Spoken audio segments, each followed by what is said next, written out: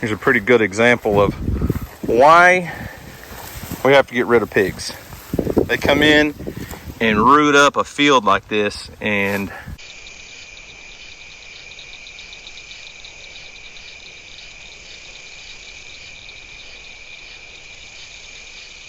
problem is, can't catch the pigs. Hadn't caught them yet, let's say that. And Kelsey wants to go check on the pond. Do a little pond update. Since we can't catch a pig, huh, Kelsey? Don't fall off now.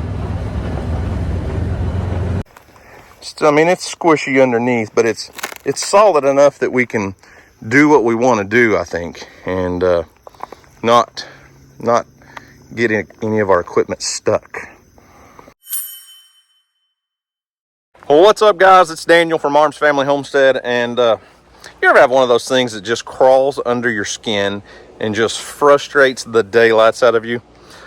Well, it's never happened to me. Not that I can recall. No, I'm kidding, because I've got good pig problems. It's like a never-ending cycle. I know we've trapped a lot of pigs lately, and some of you may get tired of pig trapping videos, just like some people were getting tired of fishing videos.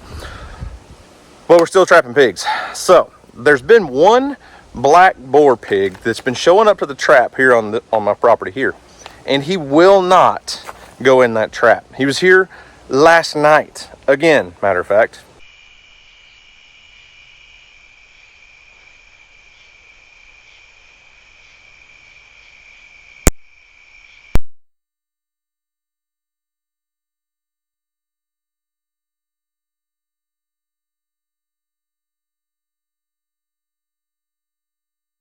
And as you can see, he just will not go in the trap.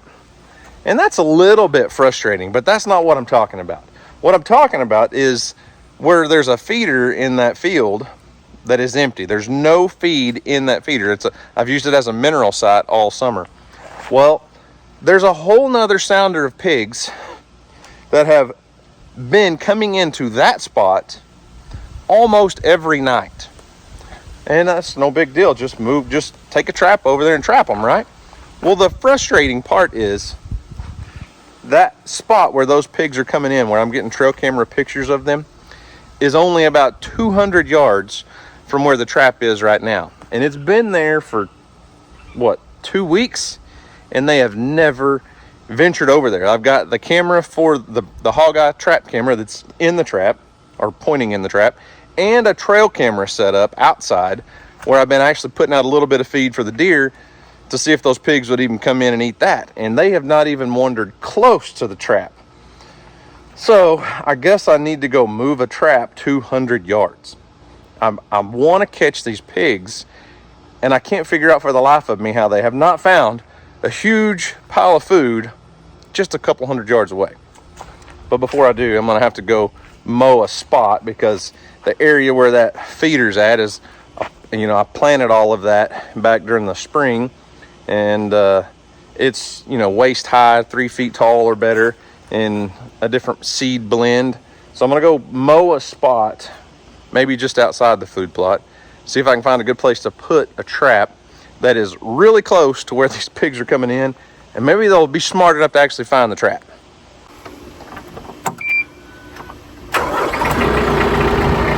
Oh, shocker. Somebody left the tractor on empty. Must have been me.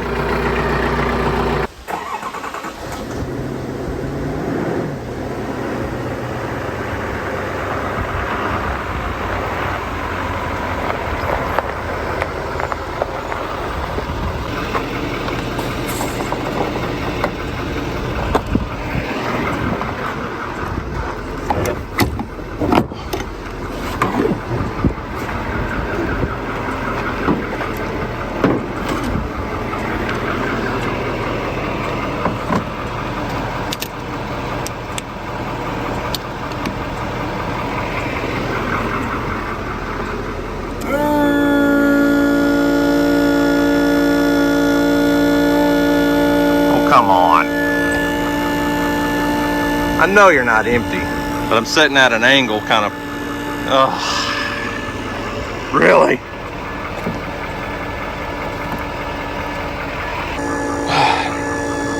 all the diesel's running downhill. It's not empty, but obviously it's a little bit low.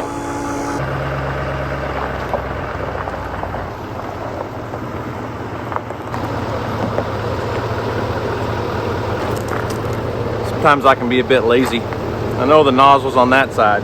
At least now it's running downhill, and I think I have enough hose to go across the bed of the truck. We'll see.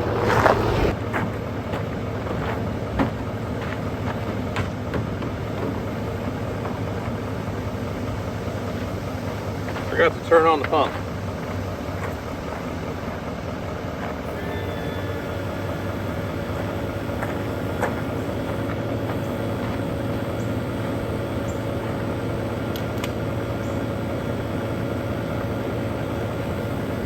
Come on. I know it's not empty.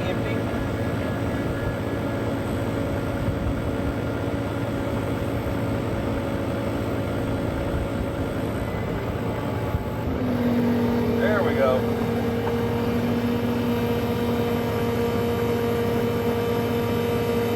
That's all it needed. I guess that means it's time to go get diesel though. We're about out.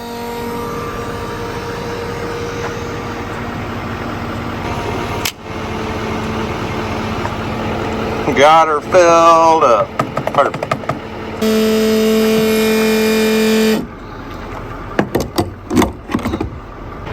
You guys ever wonder why I show little minor details like putting the fuel cap back on my tractor? There's a simple reason. And it is because if I don't, I'll forget. I get scatterbrained sometimes doing 19 things at once. And I don't multitask well, like talking to the camera and backing up and running into a hay spike. I got to be careful. I don't want to be the second person in our family that's ran a hay spike through their pickup truck door. Not naming any names, but I think his name starts with a D and rhymes with Rusty and Acre. Kelsey. Hey, come here. You can't go. Everybody got mad at me and got onto me and scolded me last time because you were following the tractor around. They don't know that 90% of the time you were like a ping pong ball bouncing off 100 yards from me. All they saw was the couple times that you were way too close to that cutter right there. Which, speaking of, I need to clean it. I don't recommend brush hogging in the rain because all that stuff just gets matted down. Anyways, whatever. Back to what I was doing. Start the tractor, go mow a spot, set up a trap. Y'all just stay here, please. Please. Please. There's about a 0% chance that they're both going to stay at the house. You know why? Well, because they're farm dogs, and that's what farm dogs do. Earl might stay. Well, Kelsey, appreciate that.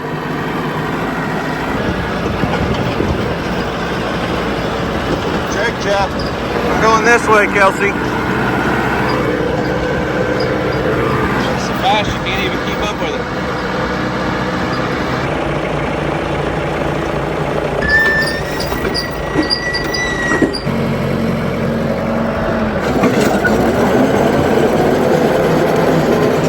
Not to the field where I'm gonna put the trap yet, but I might as well mow my way there, right?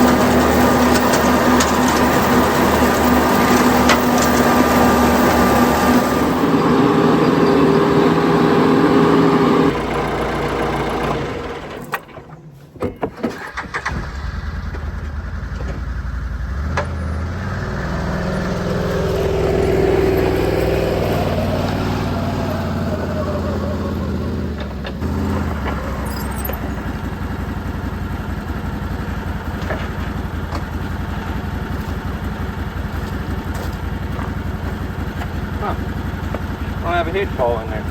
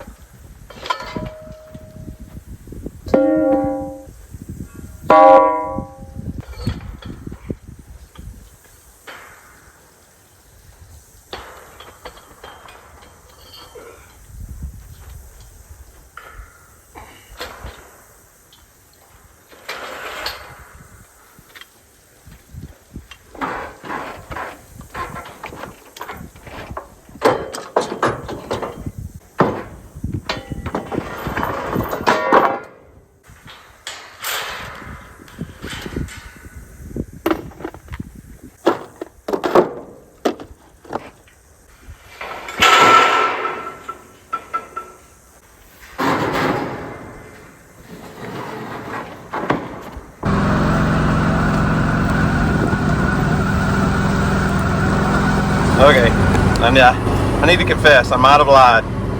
I told you guys when I was going to move this trap that it was about 200 yards across here to the feeder. And maybe it's more like 300. Either way, close enough these pigs should have found my bait pile. I didn't strap anything down, so I keep waiting for those to fall over. But anyways, maybe 300 yards. They should have found the bait pile. But we're going to move to them.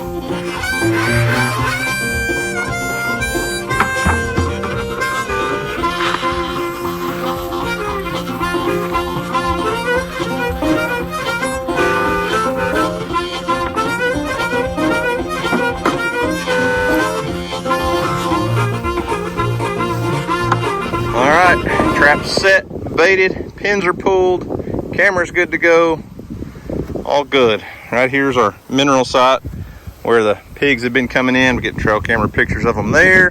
They're destroying the food plot, and when I say that, here's what I mean. Here's a pretty good example of why we have to get rid of pigs. They come in and root up a field like this, and I know it may not seem like a big deal, and yeah, grass will grow back eventually, but what they're doing is actually eating the roots of all of our grasses that we want to grow, so they do completely disturb that process. And they eat grubs and bugs and all that stuff too, but they do eat a lot of the roots. But when they do that, and then you try to come back through here with a tractor and cut hay or brush hog or do anything, it is like riding a bronking, I was going to say a bronking bull. That kind of goes, a bronc is a horse, you know. It's like bareback bronc riding or bull riding. I don't know, whatever. You get what I'm saying. Either way, it makes it very, very rough. And it's not as hot today as it has been. It's 92 degrees right now. This week's been a little cooler than last. Last week was almost unbearable.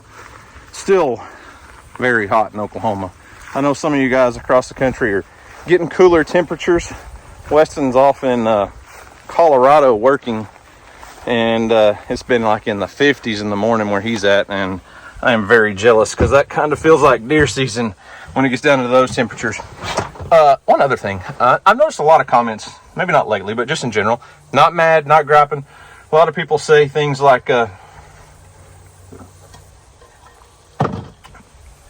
I make posts about DJ and I working out, about CrossFit or anything, people say if you worked harder on the farm, you wouldn't need to go to the gym and work out. And I think that's false information. I object, Your Honor, because if I didn't work out, it would make working on the farm way harder. There's days where we do go to the gym and work out and you come home and you're tired, but endurance is a real thing. And when it's 100+ degrees and you're trying to get some work done on a farm, if you're not in some sort of decent shape, it's dangerous. And if you really truly believe that farmers are in great shape, here's my challenge for you. If you think working on a farm alone is enough to keep somebody physically fit, no offense to anyone, but this Monday or Friday or whatever day of the week that your local rural area cattle sale happens, and you know, most areas across rural America have a cow sale, an auction once a week, once every 2 weeks, a couple times a month, whatever it is. Go to one of those. They're a very popular hangout for older farmers. And when you go there, you will notice is a lot of older gentlemen with really big bellies that are not in any kind of decent shape at all. And if a cow got after them, they would just be destroyed. Nothing against those guys, but to me, that's a sign that a lifetime spent on a farm is not enough to keep you physically fit. And I believe it's important for us to stay fit. My wife and I enjoy it. It's a hobby of ours. And yesterday or the day before yesterday was our 2-year anniversary at our CrossFit gym. 2 years. It's pretty crazy.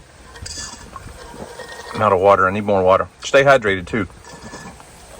But we love it. We love that stuff. We love working out together, and we love working out with our friends, and challenging yourself physically is good for the brain. It's good mentally. Today's workout at the gym, my wife smoked me. She kicked my tail. It wasn't even close. And mentally, that's hard. That's a hard pill for me to swallow, you know, because I'm a big, strong guy, but she's a very strong lady, and she's very physically fit. And it's a good mental challenge as well as a good physical challenge. And yes, working on the farm does burn some calories and keep you strong. And there's things that I can do when it comes to lifting weights, because I've been on a farm my entire life, that guys that are stronger than me can't do in the gym. Things like deadlifting. Deadlifting just comes natural to me, I guess, because I've been out here picking things up my whole life. And deadlift it just feels natural or easy to me, where a lot of folks struggle with it. But anyways, that's enough rambling about that. Pig trap's set and ready to go. I'm gonna go to the house, get some water. We're fixing to have to go to town and pick up kids, pick up Houston. Emily has her driver's license and softball practice and all that stuff. So we're gonna pick up Houston. He's got football practice later, and hopefully, just hopefully, this group of pigs will show up tonight.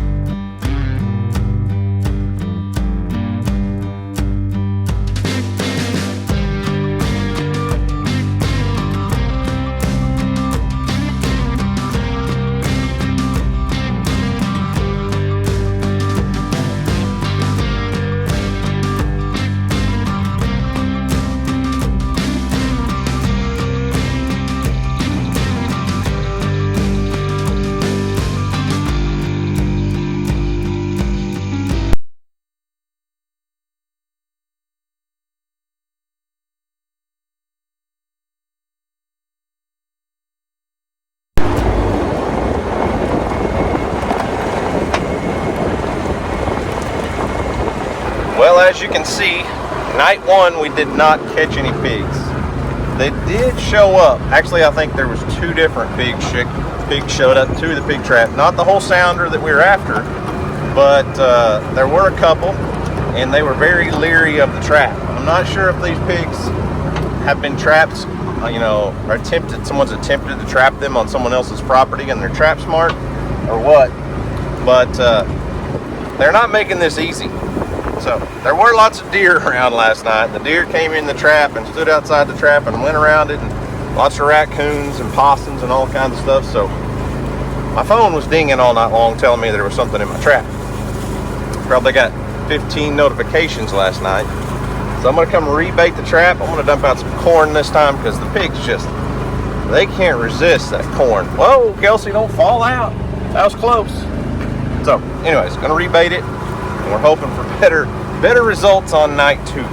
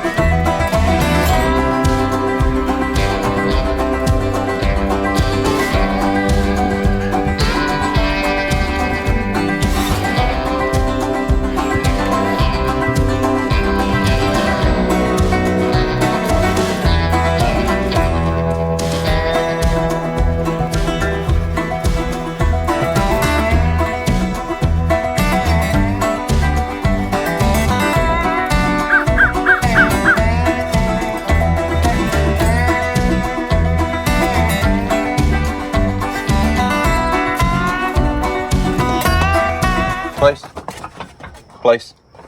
That's your spot. No chasing grasshoppers. Okay. Night number 2. No pigs were caught. Every storyline of every movie and every book all flows the same way, right? You have an introduction and you meet the characters and you meet your hero and they're tootling along, and then they have a bad guy, a nemesis. And then there's a problem, and they have to overcome this problem. I'll be your hero, okay? I'll be your hero. And then we got these pigs. They're your nemesis. They're the bad guy. So we got, good guy, bad guy. We're climbing the mountain here. We're going up to the climax. We got all these problems, and we're gonna, solve them by catching these pigs. So we're at the point of the climax, almost. Problem is, can't catch the pigs. Hadn't caught them yet. Let's say that. It's not that we can't catch them. It's just they didn't show up last night. I had one pig out of all the cameras show up, and he was the same black pig that was there the night before where the trap was. The one that wouldn't come into the trap. So our sounder of spotted pigs did not show up. I have no idea why 2 nights in a row the big sounder didn't come in. But they'll be back. They will be back. Although, next problem. So next little, well, we're not going to climax in this video. My wife doesn't like when I say that. We're not going to peak in this video. Just, you know, I want to let you down, but we're not catching pigs in this video. Next problem. I got a phone call from a buddy that we've trapped on before, the place on the river where Houston and Jacoby and I were catching catfish on a stick, running limb lines, where Houston and I elk hunted last year. It's just like 10 miles down the road. They're trying to get everything prepped and ready for deer season and elk and all that. So they've been mowing fields and making roads and clearing trails and all the things. Get up here, Kelsey. Kelsey, here. Sit. Sit. Good girl. Be calm for a minute. Yeah, right. Yeah, right. So they've been getting ready for deer season too, and he's like, dude, the pigs are carrying us off. He's been sending me pictures of all the pig problems they have. So I foresee in the near future, stay there, Kelsey. I foresee in the near future we'll be taking one of the 2 pig traps down there and doing some trapping for them, because I think Houston and I are planning on trying to do some elk hunting if it all works out this year and they have elk still on the property moving through or whatever. Elk in southern Oklahoma. I'm not joking. There is a huge elk herd just a few miles from my house, and they've been there for many years. Anyways, we got to trap the pigs for them before we get closer to deer season. So we're closing in on the end of August, so we still got the whole month of September, and then October 1st is when deer season, elk season, everything opens up. So we got a little time, but they want to get those things out of the way just like we do. And Kelsey wants to go check on the pond. Do a little pond update, since we can't catch a pig, huh, Kelsey? Don't fall off now.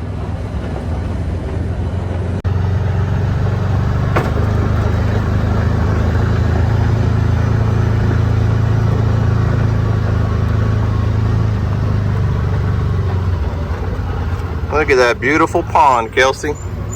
Where'd all our water go?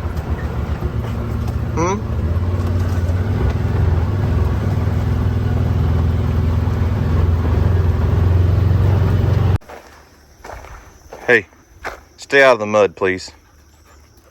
So it's been several days since you guys saw we were over here on the skid steer, moving some mud and clearing some things, just trying to see how it's all going to dry and what it's going to do. And this stuff is, I mean, it's rock solid right now. It may only be rock solid for a few inches, but right now anyways, it's drying very well. I mean, you can still see that's still pretty soft right there. That little area that's greening up nicely with grass is probably still too soft for me to get out on. But a lot of this stuff, like over here where Kelsey's at, is getting really solid.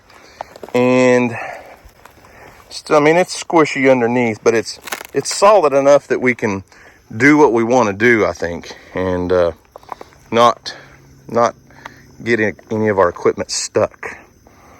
But I'm not actually going to be over here working for the next couple days, because I've got to take my Cotto excavator is already over at the merch building, and I'm going to take the skid steer over there today, because we're fixing to start on a project over there.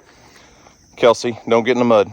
We have to finish our entryway, and we've been waiting on some problems, I guess. We've been waiting on a few things to get finalized so we can actually put a new driveway in off the highway coming into the property. So we've already got the gate built and the entryway. We just don't have the driveway done. So that's what's on the agenda for the equipment. But the pond, or desert, I guess, really more of what it is now, is drying up very nicely. Now, I know I've had like don't go get in that soft mud. Don't go get in that soft mud. Kelsey, here. I had a ton of people, give suggestions and offer ideas and stuff, and recommend that I'll go watch Dirt Perfect on YouTube and see how they clean out upon Kelsey. Kelsey, here. Oh my God. You should have listened, Kelsey. You just sank up to your chest in that nastiness while I was trying to talk. I knew better than to bring you over here because you wouldn't stay out of the mud. Come here, Kelsey, here. You are, I'm gonna have to wash you off now. Look at you. You got in the nasty. Anyways, a lot of folks recommended that I watch Dirt Perfect and see how they basically clean the sludge out of a pond while it's still wet. And I did. I went back and watched a bunch of those videos. The difference is, like I said it before, most of the ponds that I saw that they're cleaning out are a big bowl, and they're not full of ditches and trees and stumps and all this stuff. And they're able to cut the dam and then come back the next day and just use a bulldozer and a track hoe and start little by little pushing all that, because that sludge still moves. It still flows like water. Well, I don't think that would work in this specific area, which is too late now. It's already dried up, but I don't think that would work here, except maybe a little bit down there in the bottom of the main bowl of the pond in front of the dam. But I don't have the giant excavator and the giant bulldozer and the experience. And, you know, he's got a guy that works for him named Jerry. And Jerry, you can tell, has been on a bulldozer for many, many years. He is a very accomplished bulldozer operator. I am not. And I don't have a bulldozer. But I'm going to hire a crew. I'm going to hire a company to come in and do a bunch of that. But the reason I'm doing a little at a time is just to save money, because the more of the cleanup that I can do ahead of time, even if it's just a few hours a week here and there on the skid steer, that's all time that I don't have to pay somebody else to do. And I enjoy it. It's a lot of fun. I'm learning as I go. I am not a pond builder, but so far my experiment of just cleaning out and seeing what it's going to look like underneath and how it's going to dry is going very well. So there's that. I mean, this is a spot I showed the other day where it's super soft underneath, so you can see now the difference in color. This is drying out, you know, we've probably got a half inch of dry ground on top of the pond, and then you get into a little bit more moist soil or clay or silt or whatever that specific spot is. But as soon as you peel that back, that is just wet muck with a beetle. But this stuff, I mean, you can tell that's like years of leaves and sticks, and this isn't really topsoil or clay or anything right there. It's literally just decaying organic matter. Kelsey, did you find a dead fish? All right. I guess I'm gonna go back to the house and wash the dog, since I'm responsible for her getting all muddy. I told you to stay out of the muck, sister. But, I mean, look at her tail. You talk about a happy little dog. I mean, how do you not let her run and play? Don't eat that, Kelsey. Hey, that's gross. That's why I left Earl at the house, because I can take her back and hose her off with a water hose real quick, and she'll be clean in no time. So that's going to wrap it up for this video. No pigs were harmed in the making of this video, but we will catch them. They will be back. Probably going to be taking a trap down to my buddy's house soon, and not house, his ranch, his farm. They don't live there actually, and we still have pigs at Mill Creek that show up, and they only show up over there about once or twice a week. So I don't know where they're all hiding out at, but we'll get them in the future, I promise. So anyways, guys, remember, do something today to make somebody smile, because you never know, it just might change the world. So guys, thanks for watching. I hope you enjoyed it. You guys have a great day, and as always, we'll see you on the next video.